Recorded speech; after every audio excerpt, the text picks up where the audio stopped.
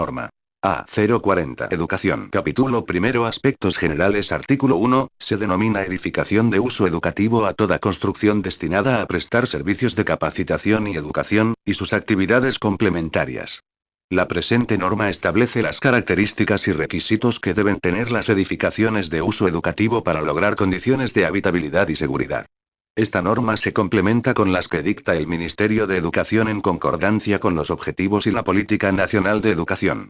Artículo 2. Están comprendidas dentro de los alcances de la presente norma los siguientes tipos de edificaciones. Centros de educación básica. Centros de educación básica regular. Educación inicial. Cunas. Jardines. Cuna-jardín.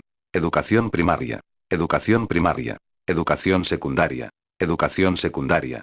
Centros de educación básica alternativa. Centros educativos de educación básica regular que enfatizan en la preparación para el trabajo y el desarrollo de capacidades empresariales. Centros de educación básica especial. Centros educativos para personas que tienen un tipo de discapacidad que dificulte un aprendizaje regular. Centros educativos para niños y adolescentes superdotados o con talentos específicos.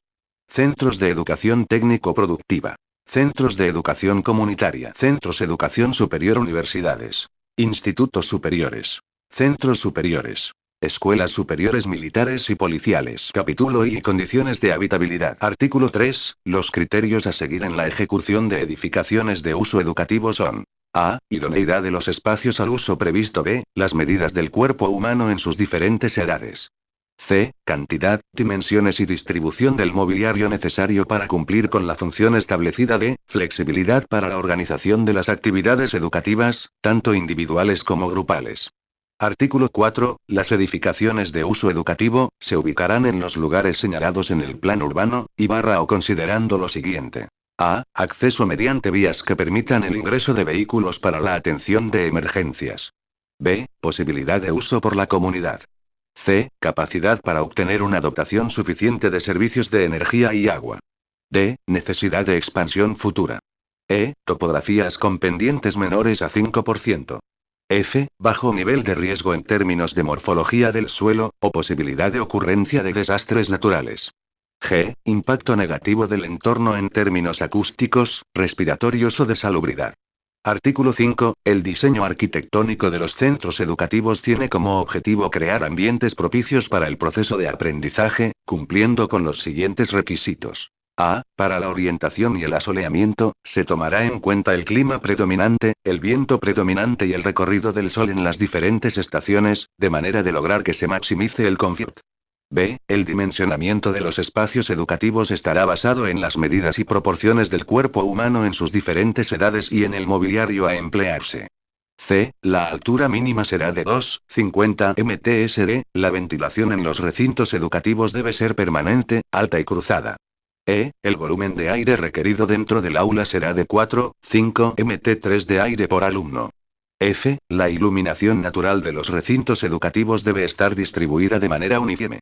G. El área de vanos para iluminación deberá tener como mínimo el 20% de la superficie del recinto. H. La distancia entre la ventana única y la pared opuesta a ella será como máximo 2,5 veces la altura del recinto. I. La iluminación artificial deberá tener los siguientes niveles, según el uso al que será destinado. Aulas 250 luxes, talleres 300 luxes, circulaciones 100 luxes, servicios higiénicos 75 luxes. J. Las condiciones acústicas de los recintos educativos son: control de interferencias sonoras entre los distintos ambientes o recintos. Separación de zonas tranquilas, de zonas ruidosas, aislamiento de ruidos recurrentes provenientes del exterior, tráfico, lluvia, granizo. Reducción de ruidos generados al interior del recinto, movimiento de mobiliario. Artículo 6. Las edificaciones de centros educativos, además de lo establecido en la presente norma, deberán cumplir con lo establecido en las normas A010 Condiciones Generales de Diseño y A130 Requisitos de Seguridad del presente reglamento. Artículo 7. Las circulaciones horizontales de uso obligado por los alumnos deben estar techadas. Artículo 8. Para el cálculo de las salidas de emergencia, pasajes de circulación, ascensores y ancho y número de escaleras, el número de personas se calculará según lo siguiente. Auditorios según el número de asientos, salas de uso múltiple. 1, 0 MT2 por persona salas de clase 1, 5 MT2 por persona camarines, gimnasios 4, 0 MT2 por persona talleres, laboratorios, bibliotecas 5, 0 MT2 por persona ambientes de uso administrativo 10, 0 MT2 por persona. Capítulo I y características de los componentes. Artículo 9, los acabados deben cumplir con los siguientes requisitos. A. La pintura debe ser lavable. B. Los interiores de los servicios higiénicos y áreas húmedas deberán estar cubiertas con materiales impermeables y de fácil limpieza. C. Los pisos serán de materiales antideslizantes, resistentes al tránsito intenso y al agua. Artículo 10. Las puertas de los recintos educativos deben abrir hacia afuera sin interrumpir el tránsito en los pasadizos de circulación. La apertura se hará hacia el mismo sentido de la evacuación de emergencia. El ancho mínimo del vano para puertas será de 1 mt. Las puertas que abran hacia pasajes de circulación transversales deberán girar 180 grados. Todo ambiente donde se realicen labores educativas con más de 40 personas deberá tener 2 puertas distanciadas entre sí para fácil evacuación. Artículo 11. Las escaleras de los centros educativos deben cumplir con los siguientes requisitos mínimos. A. El ancho mínimo será de 1,20 m entre los paramentos que conforman la escalera. B. Deberán tener pasamanos a ambos lados. C. El cálculo del número y ancho de las escaleras se efectuará de acuerdo al número de ocupantes. D. Cada paso debe medir de 28 a 30 centímetros. Cada contrapaso debe medir de 16 a 17 centímetros. E. El número máximo de contrapasos sin descanso será de 16. Capítulo I. Dotación de servicios. Artículo 12. Los centros educativos deben contar con ambientes destinados a servicios higiénicos para uso de los alumnos, del personal docente, administrativo y del personal de servicio, debiendo contar con la siguiente dotación mínima de aparatos. Centros de educación inicial.